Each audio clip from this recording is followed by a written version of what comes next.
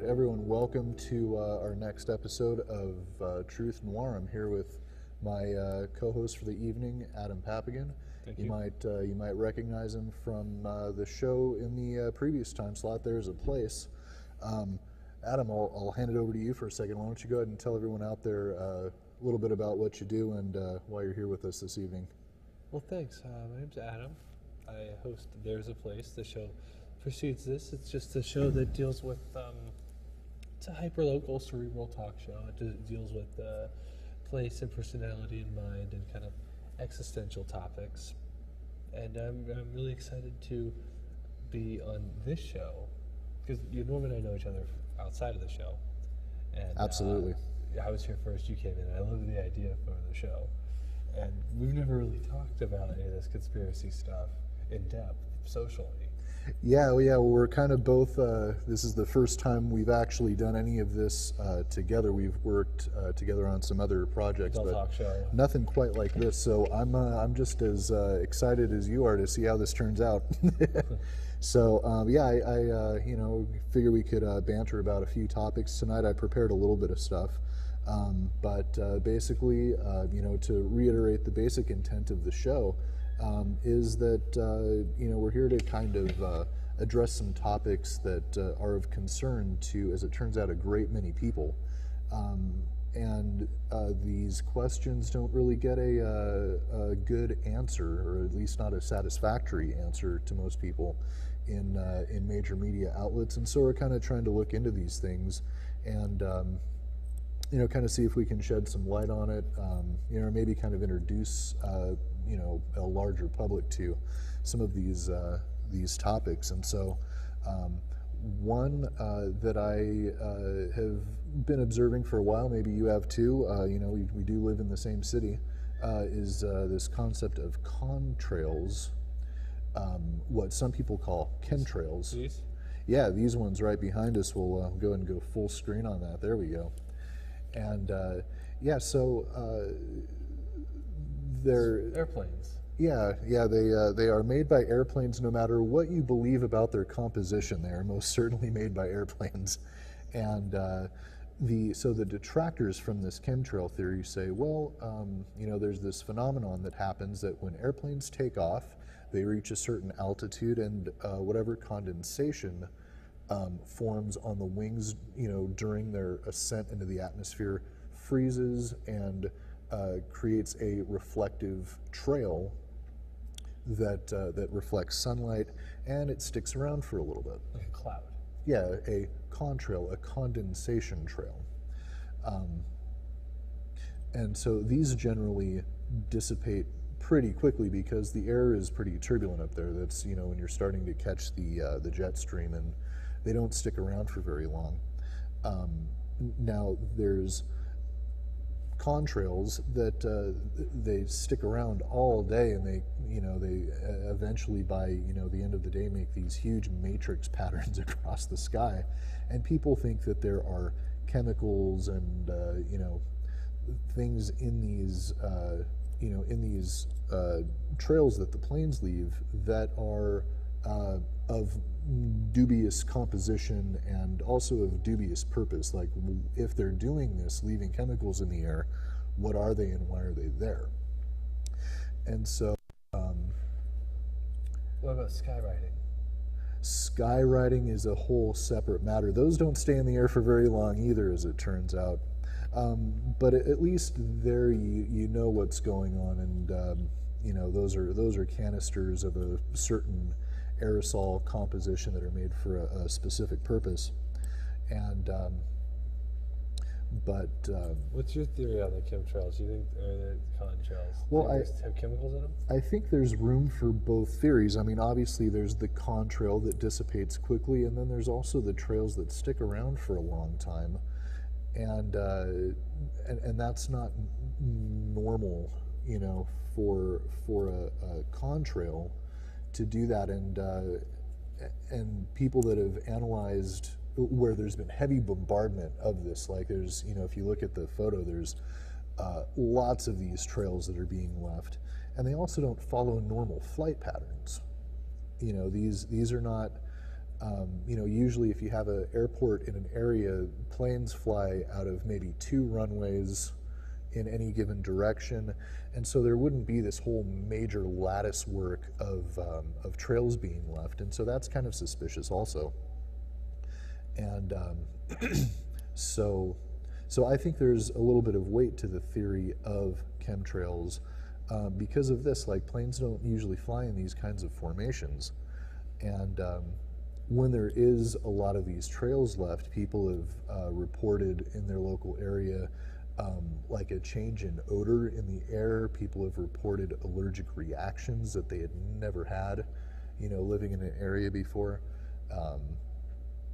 And people that have done chemical analysis of the air before and after these events have noticed an uptick in heavy metals, in certain chemicals that were ingredients in mustard gas in World War II, as it turns out.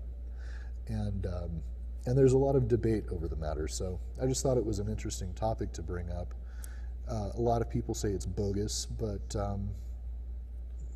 you know, I think that if you're going to, you know, come to understand that, you know, things like the Tuskegee experiments happened, and that there were these experiments on human beings, citizens of this country, that happened, that you know, there might be something to it.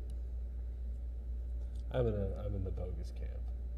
You think they're not real? That one, yeah. I think they're just airplanes. I never thought about that. I never heard of them until tonight. Oh, really? Yeah. I'm suspicious, though. But I think that they're fine. I think they're innocuous. Because why would they be putting poison in the air?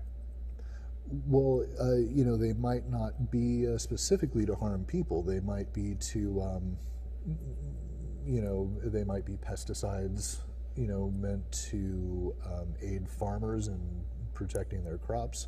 There could be any number of reasons for it, but I think when the question is asked, well, why would they?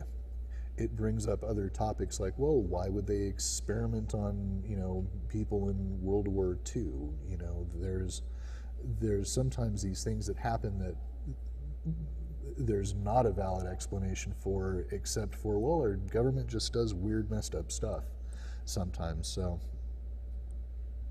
but interesting. Chemtrails, there is this stuff that happens that people are curious about, and the explanation for it is always kind of innocuous and sort of sidestepping, and you know, I just think it's something that bears a little bit more looking into.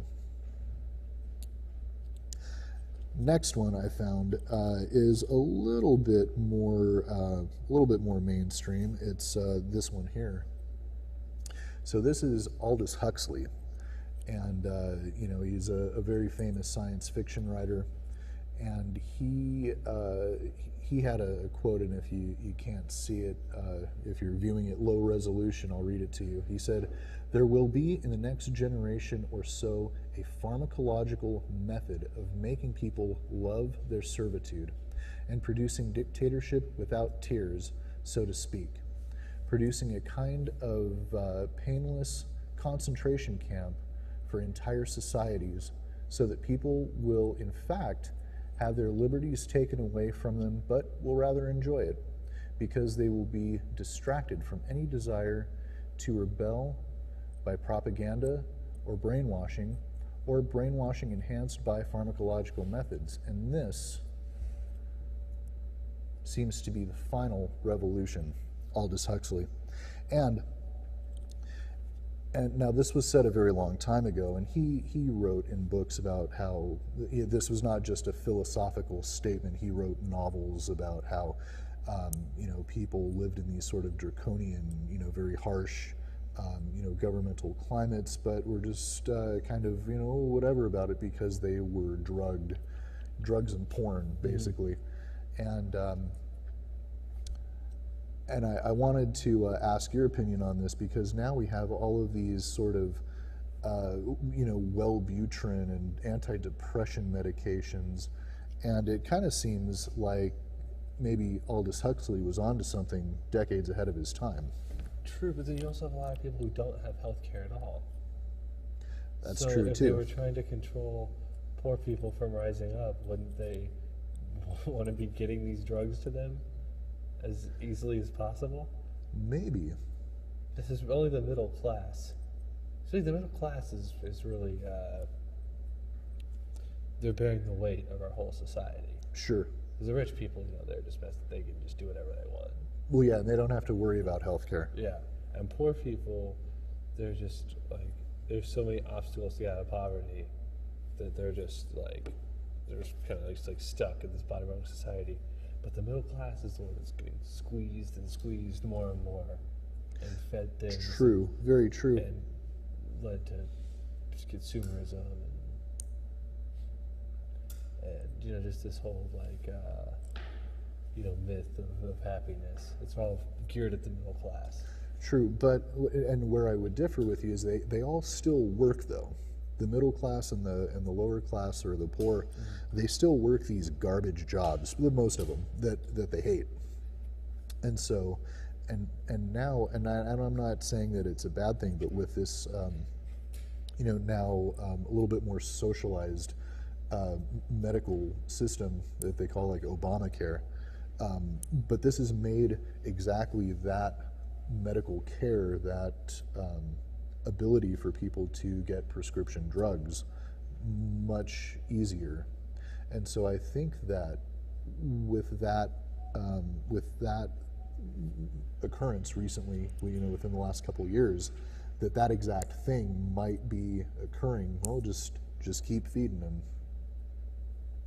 I don't know, but there are a number of writers that have written about that exact topic, and I think there might be a little bit of weight to it, because I don't see healthcare really treating or attempting to cure disease. I see it trying to treat the symptoms and to just get people back to work producing as soon as possible. Yes. Hurry up and build the roads, put the papers in a filing cabinet so that we have records on everyone.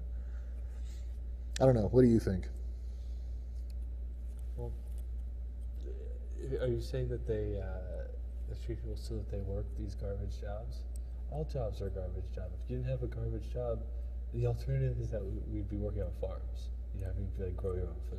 True. That seems like it would suck too. Right.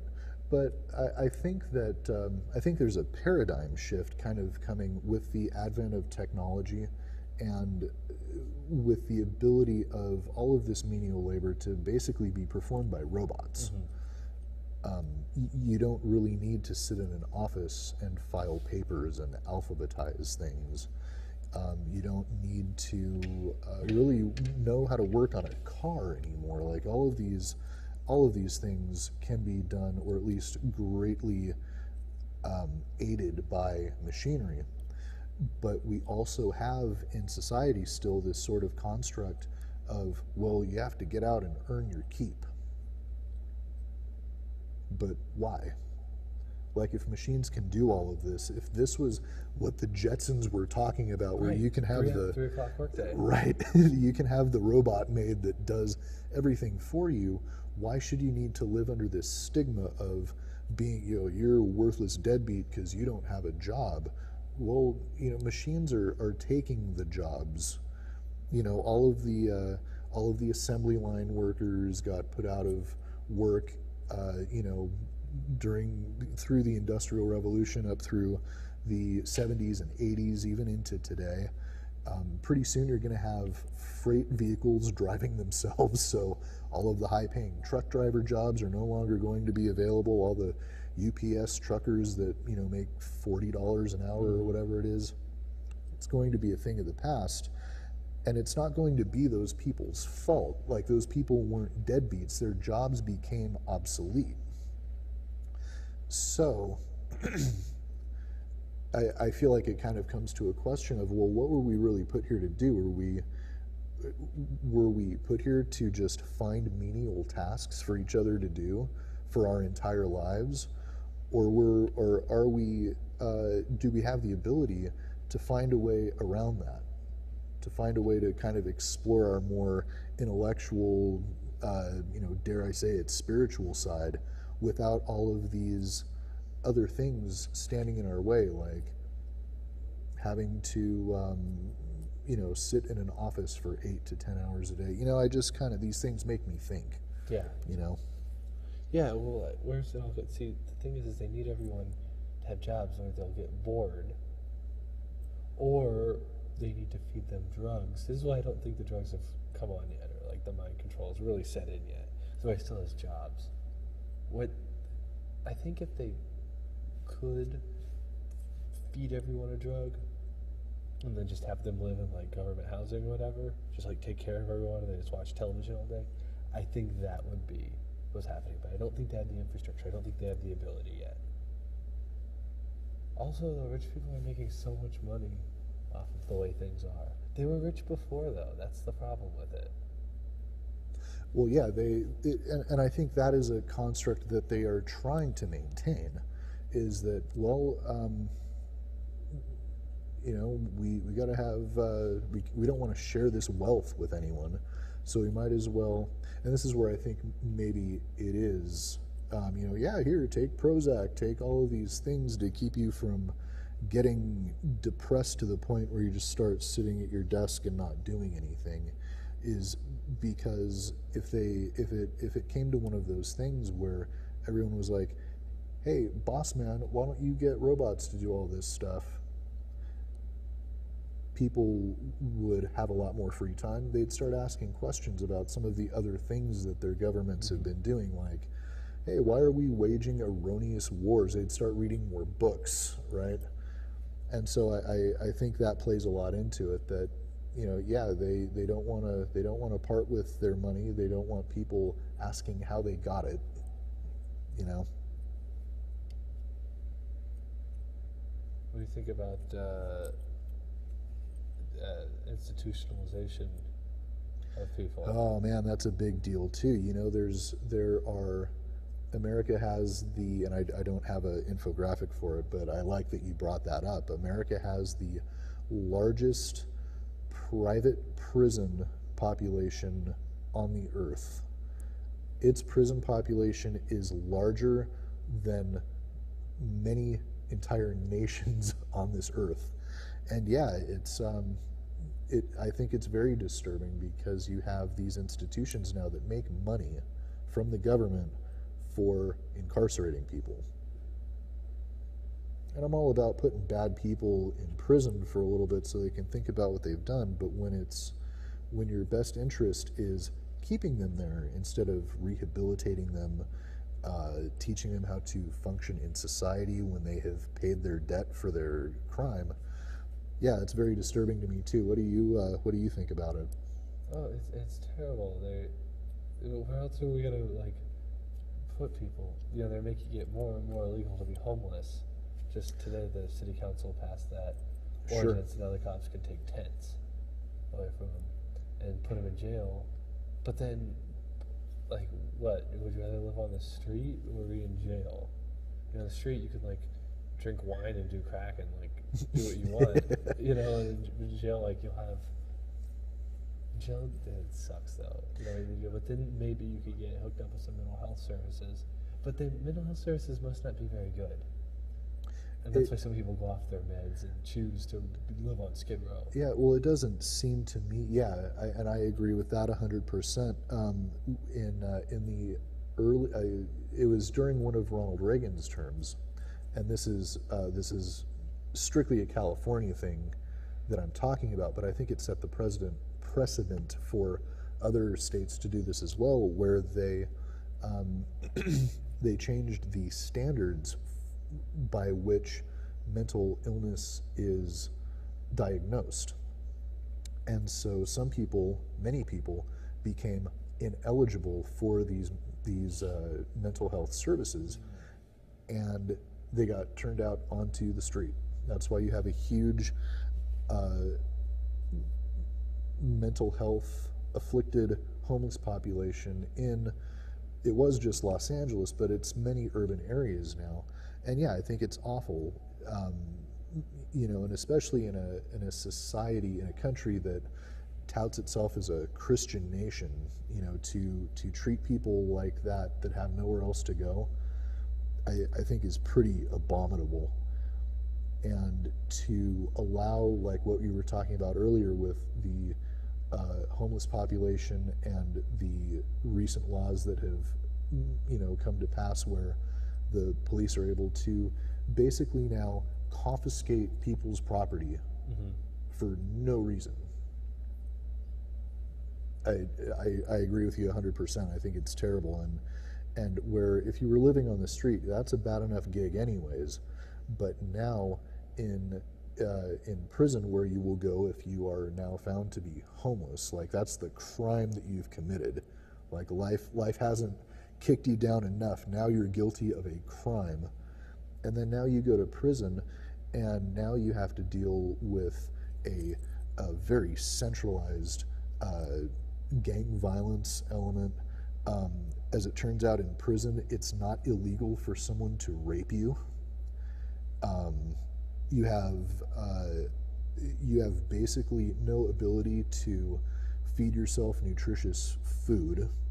Prison food is not known for its nutritional content, and that's for a very specific reason. They don't want you having the energy to revolt or riot or fight, And so, it's there's some things going on that people don't look into. They want to talk about how you should be accepting of Caitlyn Jenner now, and of course you should. Like, that's kindergarten. Like, you're a huge jerk if you don't do that. But they distract everyone by putting that all over the news and not reporting the fact that basically the Patriot Act got renewed. Homeless people are allowed to continue to be abused, and now in a central facility where whatever bad things that happened to them already are going to get a whole hell of a lot worse. I think it's bad stuff. We're in not good shape in this country. Yeah, it doesn't seem to be. Like, there's a lot of really bad precedents that are going on right now. I feel like the last couple of years, things were getting worse. And then maybe a few months ago, 6 months ago, it seemed like things were getting better. But lately, we're just like dipping down. We're just on this downward trajectory. Right. Yeah, I shouldn't be laughing about it because it's terrible. These things are happening. But minimum wage is being raised, though. Right. But now it might not be. Yeah, people are fighting it tooth and nail. There's a lot of money getting poured into, and this is something that if we have time, we're going to get into a little bit later. But yeah, like, the corporations don't want this to happen. They're the ones who have all the money to buy advertising time to, put material out there that convinces people that, no, you don't want more minimum wage increase because then your cost of goods and services will go up. Look at these people that work at McDonald's and Walmart, and they don't deserve $15 an hour. And then people are like, no, they don't deserve $15 an hour. I went to college. I don't make 15. And it's like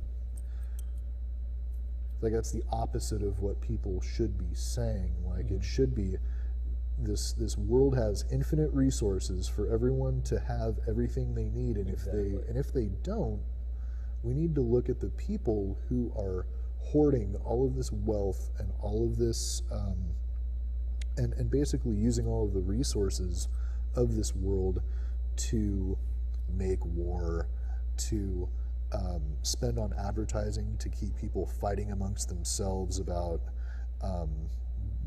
why we shouldn't be doing so many of these things. And so, yeah, it's unfortunate, a lot of it. This, we got a couple of our pictures mixed up here. Going into, I think I put them in a little bit backwards, but I wanted to bring this up because we're talking about all of this, kind of ownership, kind of veered that way, ownership of the means of production. And I wanted to show you this because this really disturbed me. This is, I'm sure you can recognize, many of your favorite name brands of foods and, toiletries that you purchase. And you come to see that they're made by how many companies? 1, 2, 3, 4, 5, 6, 7, 8, 9, 10. And this infographic that I am bringing up here is, I believe, 4 or 5 years old. So I'm sure there's been some consolidation of the some corporate consolidation going on in the meantime. I can't see. Wait, okay, the Coca-Cola one though. Most of those are just other types of soda. I have no problem with that. Well, it's Imagine if there's one that's for Shasta. How many ones would stick? well, Tiki Punch, pineapple. true, but you also see, PepsiCo, and PepsiCo is the one that has the big ones. It's not just sodas. It's KFC, it's Taco Bell, Pizza Hut.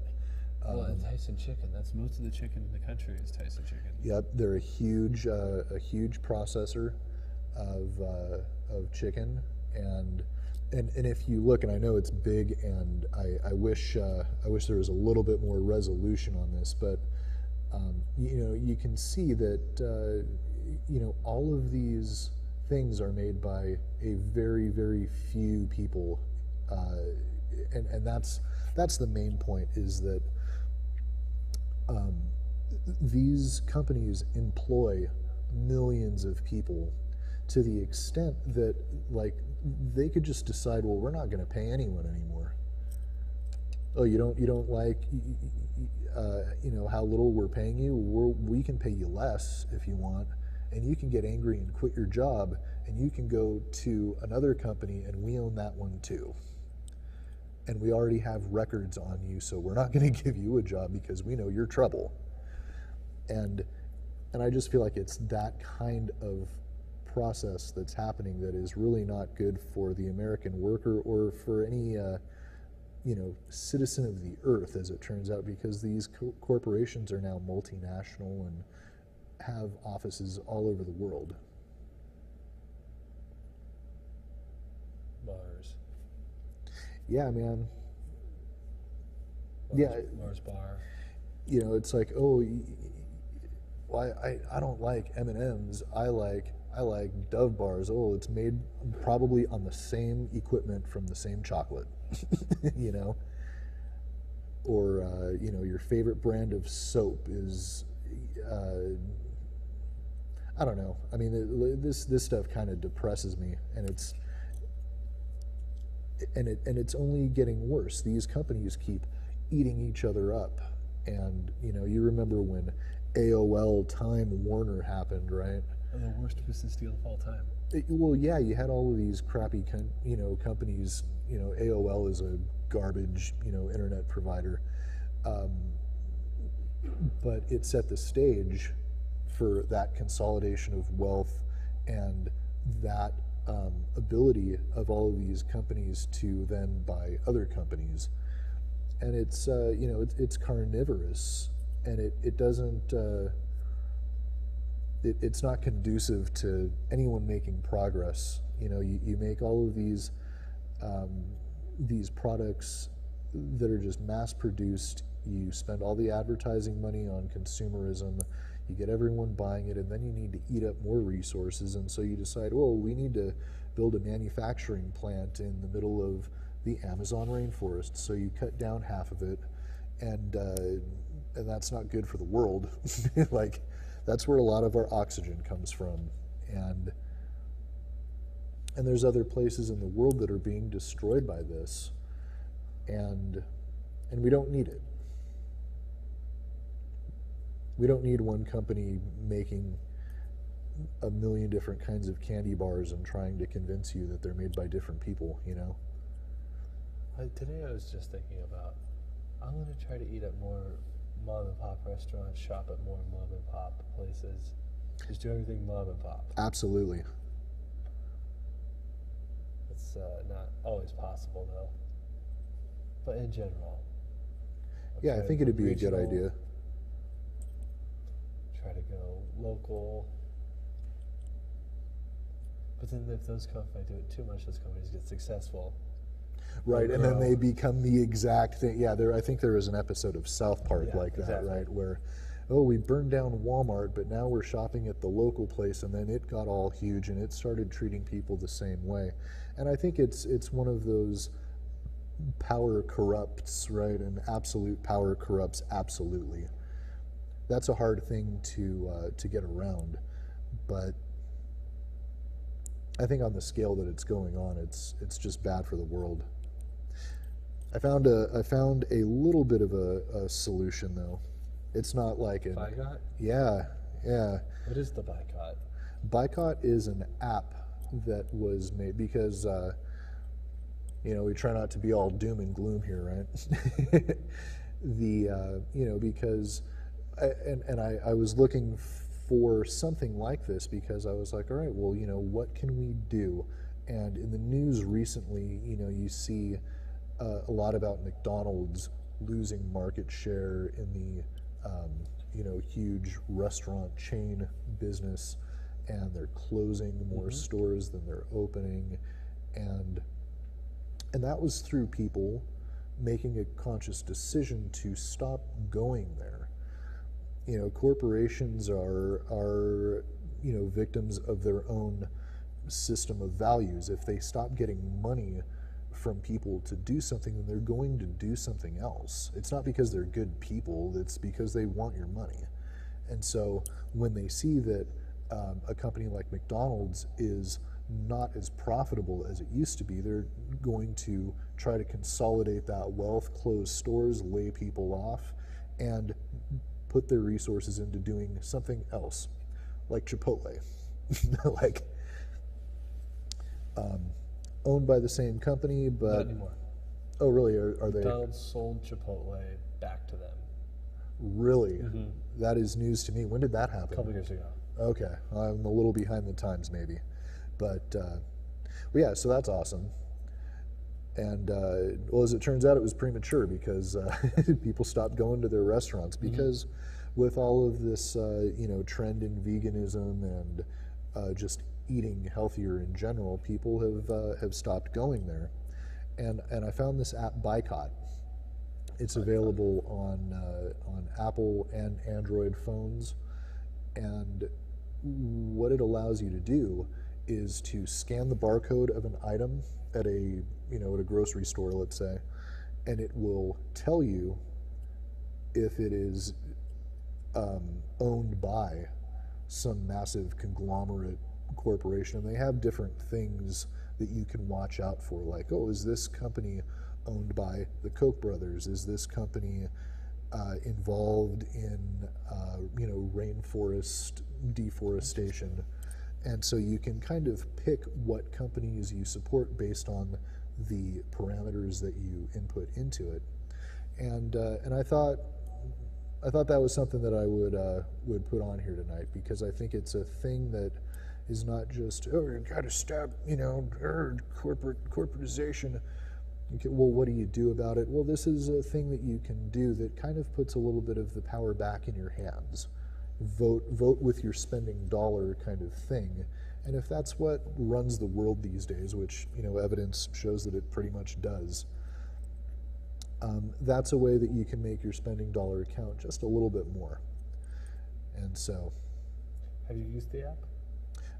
I have before. It was a little bit buggy at first, but I just reinstalled it, and yeah, it's a little depressing, because what did you find out on it?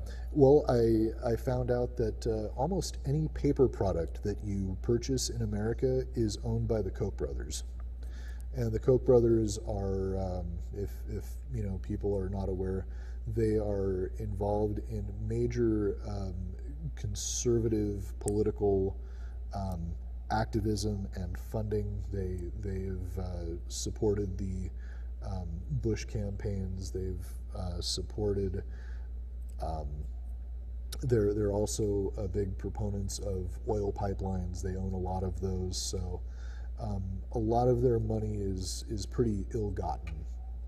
And so they own Georgia Pacific paper, which is like if you buy Bounty or Charmin or like any of these, like if you wipe your ass or use a napkin, you're putting money in their hands. And so that's a little bit of a daunting thing to get around, but it is possible. So you can use that to, you know, To boycott. yeah, to boycott stuff that bums you out. And so, so yeah, there's that. My pictures actually got a little bit mixed up here, so. It's a chart. The other chart. We got, oh, okay, here's a good one. So another thing that we have, and I meant to have this next to my contrail picture, because this is another very insidious thing that's going on. What is this? And this represents fracking. Oh, fracking's not good. Yeah, it turns out it's really, really bad. And the reason why is because not only does it unsettle the bedrock in certain areas, and it creates sinkholes and you know, actually damage physical property. Basically what it is in an attempt to extract natural gas from the ground, you drill through the bedrock to release it, and then you inject a liquid chemical in there to force all of that gas out, and then you collect it and you use it for, you know, the things that you use it for, like, you know, propane and propane accessories and natural gas anything. And so so not only are you disrupting the environment by doing it, it turns out the chemical, the liquid chemical that was created to force all of that stuff after you drill into the ground, the liquid that you force in there is highly toxic.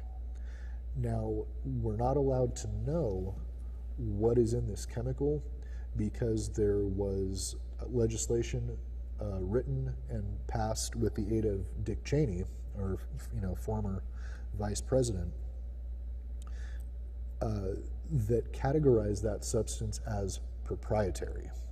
And so a proprietary substance is protected from being forced to share its composition with people.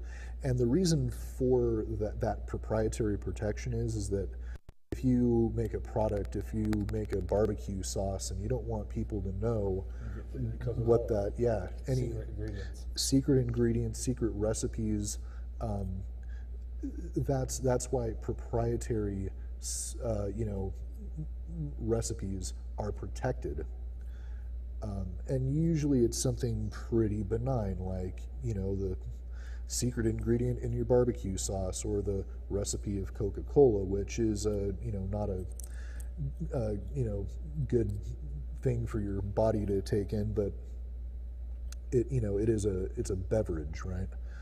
It's not a chemical that is highly toxic, because here's what happens: if it gets into the groundwater and mixes with the groundwater, there's been videos on the news where people, they set their faucet on fire. Yeah, that their water comes out of their faucet flammable, and yeah, they're, you know, like, how ridiculous is that? Like, you're not allowed to know what's in this substance that makes your water catch fire. You're supposed to put out water that's on fire. Well, turn your faucet off, I guess, is the new solution to that. But yeah, it's pretty bad, you know, and it's these kinds of government processes that allow for this kind of garbage to happen, and you don't get a satisfactory answer why, because there was a law passed saying, well, we don't have to tell you. And ancient Rome, right? Lead. Yeah, lead water pipes. They didn't know. They didn't know at the time, or at least, you know, I'd like to think that they didn't. They, you know, it was just a good sturdy substance that you could make your plumbing out of. And which everyone died. Just, yeah, everyone went nuts and their teeth fell out, and it happened to us.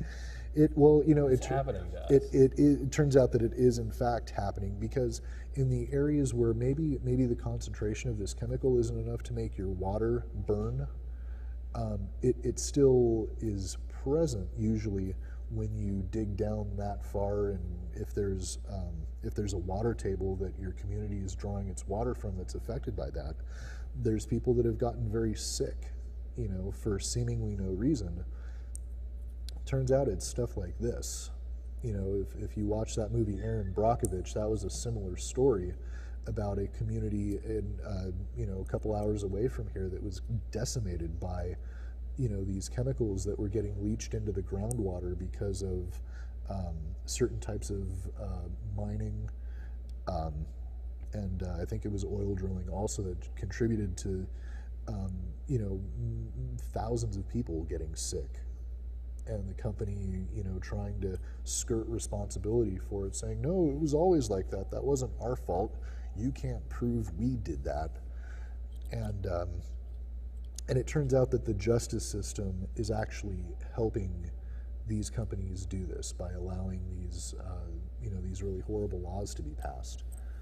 And so it's a little rough. It's a little rough being an American these days, especially if you're patriotic, because there's all of this evidence that gets thrown in your face, and you're like, and yeah, you can't believe it and still be holding your flag, being like, yeah, good job, this is the greatest country in the world. I love this place, but I think it could be better, and you know, and that's why we're here. I think it could be better, but it's definitely getting worse. I think if I could argue with that. Yeah, there are things happening that are like, we were here, and now we're here, and now we're here. Now there's people getting sick, and we can't do anything about it, and now we're here. And yeah, it's definitely a slippery slope that we are not on the pleasant end of. Shit rolls downhill, and we're pretty far down. You know, especially when you look at you know, how things are going in other, you know, more enlightened places in the world that have free education and free healthcare, and maybe those countries don't have the vast amount of resources that we do. I mean, we live in an amazing country. You know, this land has so many diverse resources, and those places have less, and they give their people way more. And I think it should be a lesson to all of us to look over there and see what's going on. They're not hating their lives. they're not working 80 hours a week to pay rent and pay their car payment and pay their medical bills. You know, they don't have any of those worries, and they're happier people, and they live longer than us now. We used to have the highest longevity on the planet. We used to compete with like Japan for that, and now, you know, we're like 10th or 12th or something like that, and falling fast. So it's a shame. What do you think we should do about it? Well, I have to believe, you know, that there is still a small amount of voting that can be done with your spending dollar. And you know, there's a couple apps out there, there's a couple websites that you can check that will tell you what companies are owned by who, and if you don't like the things that they're doing, stop buying those products. You know, it's one of the few things left that you can do. Because I'm of the opinion that your elected officials don't really care about you. Absolutely not. I think they should wear NASCAR uniforms that have patches with all of their corporate sponsors on them, so that, you know, at least then you would know whose pocket they're really in. But as it turns out, you don't. So it's safe to assume, I think, that that they have other interests at heart than your well-being. They have other masters that they serve. And the amount of money that they get from the American people as far as their actual government salary is peanuts in comparison. So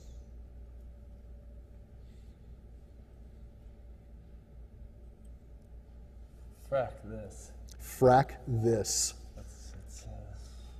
You know what happens when you frack something? It lights on fire. Yeah. But yeah, I mean, I think that's a powerful image, you know, simple as it is. I mean, look at that glass of water that's on fire. Those are two things that should never be one on top of the other and still be able to exist in their natural state, you know? Especially when there's drought, too. Yeah. You know, the water's on fire, can't even use that. Yep. Yeah, which, you know, might be a definition of hell.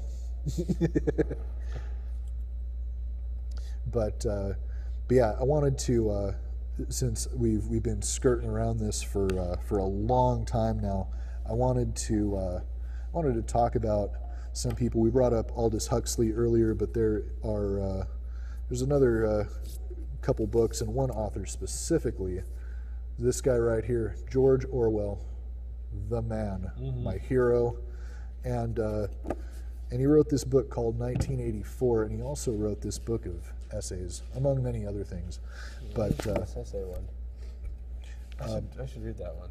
Yeah, it's fantastic. If you're not, if you're into, just good old nonfiction writing, he did a very good job of writing these articles, or literary criticism, or whatever it was he was writing about, that were fairly short-worded. That none of them were novel length like 1984. But he just got to the meat and potatoes of a certain point, whether it was the condition of migrant workers, whether it was the sort of propaganda machine that is used to convince people that doing atrocities to another group of people in a war is a great thing to do,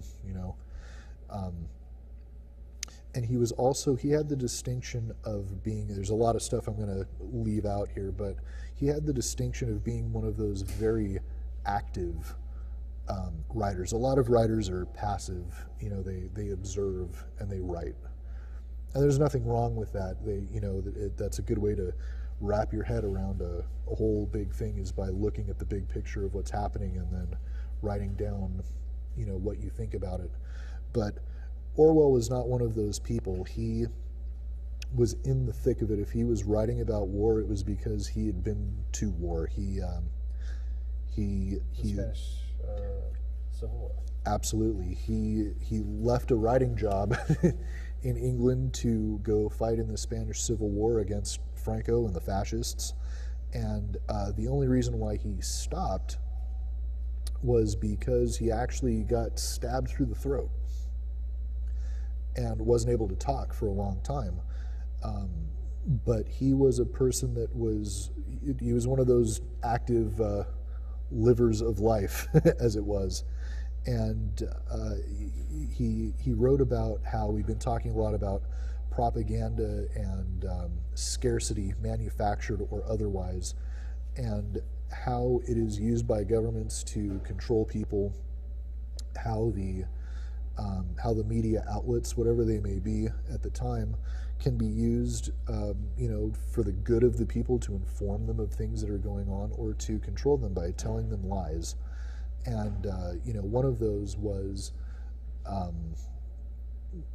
the newspaper archives were rewritten all the time in 1984 to reflect whatever stance was required at the time. We have always been at war with these people. It has never been any other way. They've always been our enemy. We hate them. Until, of course, we have a problem with someone else and we're at war with someone else. And then now, all the newspapers are rewritten.